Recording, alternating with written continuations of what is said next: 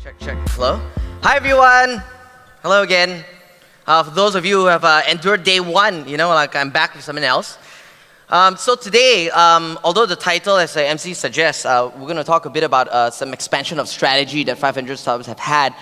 What specifically I'll be dealing with is why. Whenever there is a venture capital firm or any party making a fundamental strategy change or expansion or doing something new, it's the result of some analysis and observation of what's been happening in the market. So today what I'm going to share is that I'm going to open the kimono, as you will, and share about some of the changes in the VC startup game that has happened in the past 12 months, and what any party, whether or not you're a LP investing in a VC, or whether you're a VC, or whether you're a founder, what can you do about it? Now, a lot of the changes are often not as obvious. There's some very obvious changes where people talk about it and everyone kind of feels it. But the kind of changes that you want to be very sensitive to are the changes which are not obvious, which happen quietly before TechCrunch or CB Insights or anyone else reports this.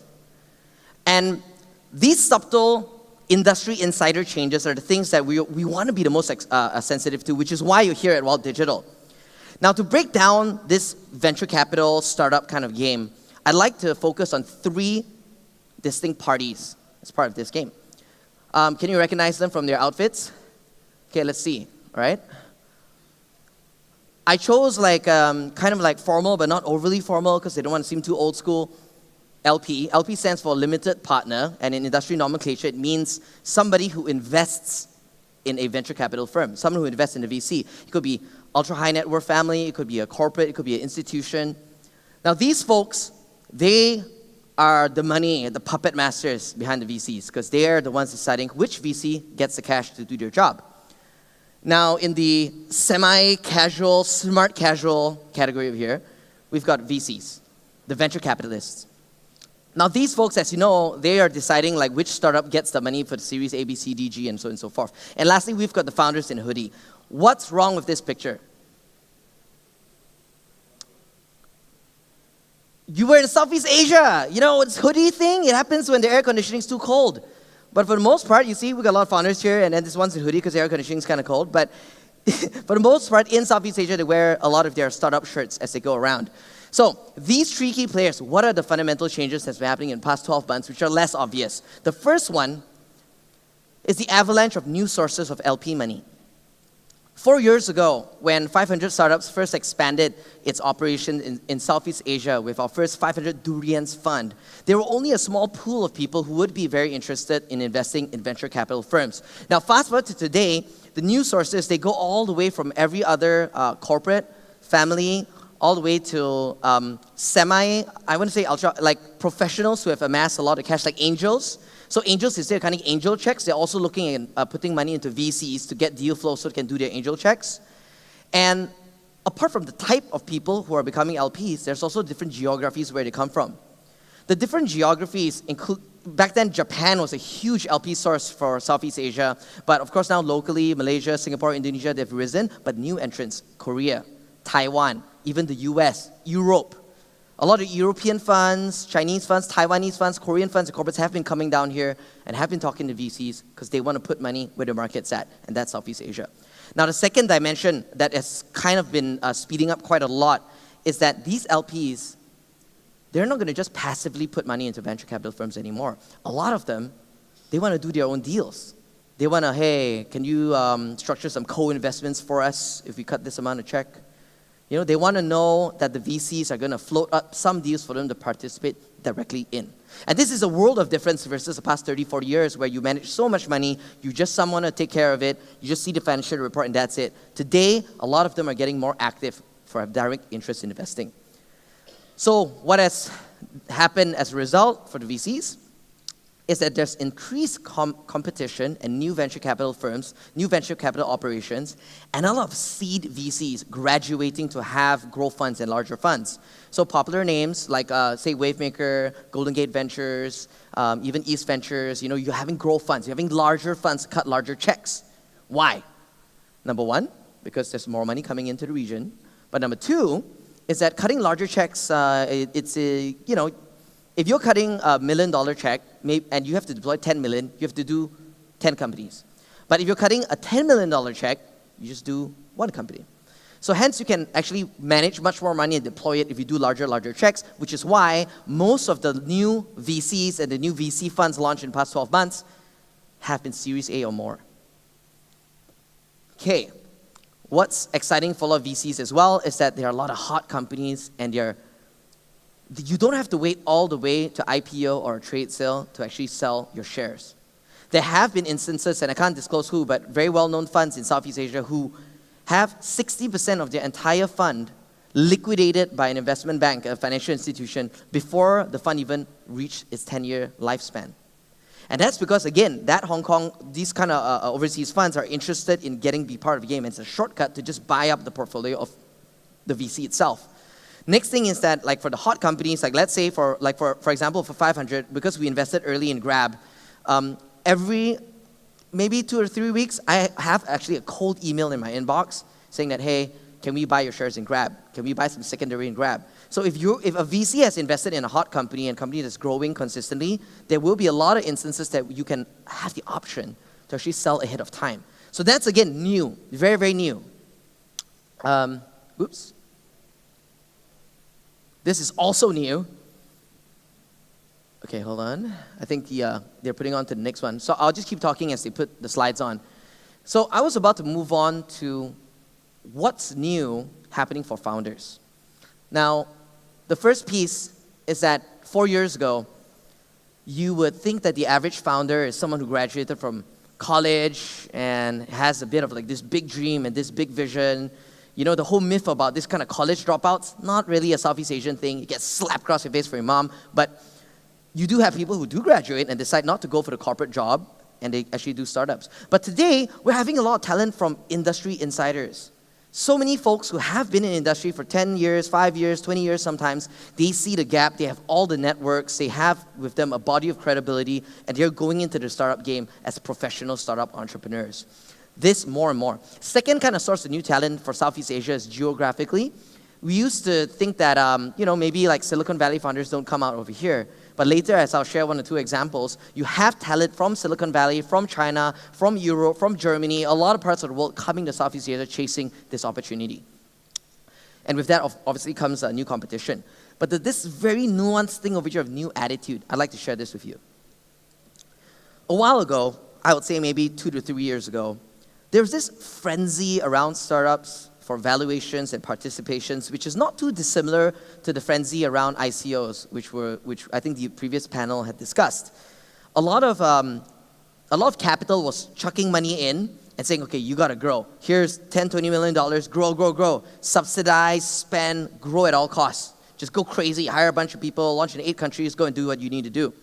So that kind of internet-inspired, kind of SoftBank-inspired kind of a move was the dominant attitude of its time. And this created immense pressures for founders because they had to do things they weren't ready for. They felt they needed to go out and raise more money than they needed to at the time. And they may not have found the stability and the fit within not just product market fit, but they're even like the management kind of like a fit, the management to product kind of fit. A lot of things within the firm doesn't have the foundations for hyper scale and hyper growth. But they were forced to because that was the dominant attitude. Today it's very different. VCs, when they go into Series A, they talk about, that some people would say that there's a Series A kind of chasm. I'd say that fundamentally, if you look at the statistics of how much capital is available, how much new capital, that's totally not the case. VCs just can't retract the capital they've raised. They're ready to cut the checks. But the attitude, which impacts the founders, is that VCs are asking the founders, hey, show me your numbers. Let's get into the nuance of unit economics. Are you losing money with every sale? Now, as a result, founders have this newfound attitude that they have to be pretty clear that the product they have is actually working very well, not just in a small case, but a larger case. Earlier on, you saw an e-commerce panel where they talked about at larger scales, the unit economics and the market, it's a different game. And so hence, the new attitude, a lot of folks are looking at the long game. And the term I like to use is looking at long growth. You're not looking at just a short-term game and just like quarter-to-quarter kind of things. You're thinking like 3, 5 years out. What's this business really going to be? And this kind of new attitude, it's rising up and it's a necessity. And I feel that a lot of founders who embody a lot of this new attitude going against the grain of the hype and really doing a business that's unique and independent and strong over the long term, that attitude is going to prevail. Okay, now if you're a founder or you're a VC or you're somebody considering to invest in a fund, you know that these are the new trends. What would you do next? So you have to, of course, make an assumption of how that affects you. The dominant paradigm of here, very nuanced, is that people tend to believe that as an LP, maybe let's say you're a family a conglomerate, and then you kind of like, okay, I've got this budget, and I want to invest in VCs. You're like, okay, I got a big dollar in town, who should I pick, right? And you got the pick of the litter of going into these VCs. VCs who have raised the money, most of them, myself included, sometimes tend to believe that because we have money, we're going to cut the checks and we're going to find the best startups, and they need to kowtow to us VCs and beg for us for money, and then maybe you'll give them a meeting, and I try to go anti of that, but I'm just saying. Now founders the grovelers on the ground, going around fundraising all the time. This is what generally the market believes. Generally, it could also be true. But what really matters is the opposite equation. Where you see founders who are really strong, really good, and they've proven things and they understand their own unique value, and they've created a dynamic where they get to pick the VC they want. A lot of our best companies going to Series A, when they give us a call, they're like, hey, between VC, Sequoia, Vertex, Monks Hill, which one should I take? I got interest in all of them. I've got 2 term sheets. What should I negotiate for? Those are the companies which will make a difference to the VC's portfolio.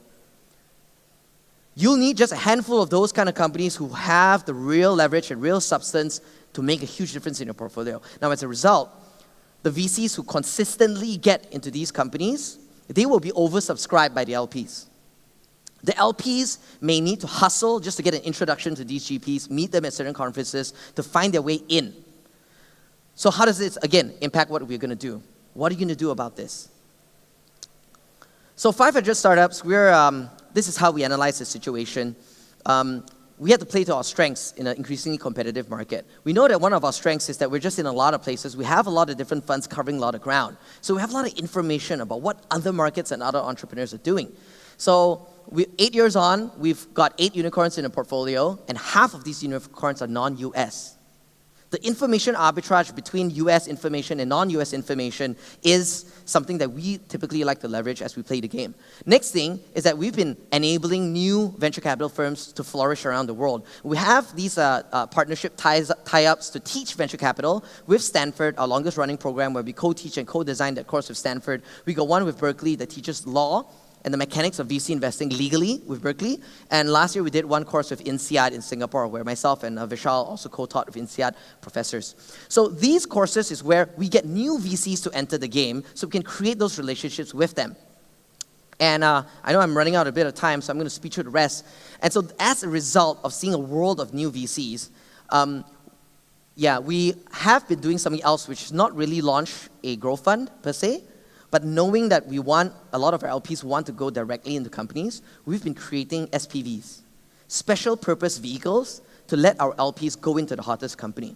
Here's a Japan example, which my buddy James Riney, who runs a Japan fund, did, is that one of the hottest Series B companies in Japan, he went up to the founder and said, look, let me raise your entire Series B for you from our LPs at the terms that you want. They negotiated, they got the terms. James got it done in about 8 weeks. He got the whole thing done, $13 million.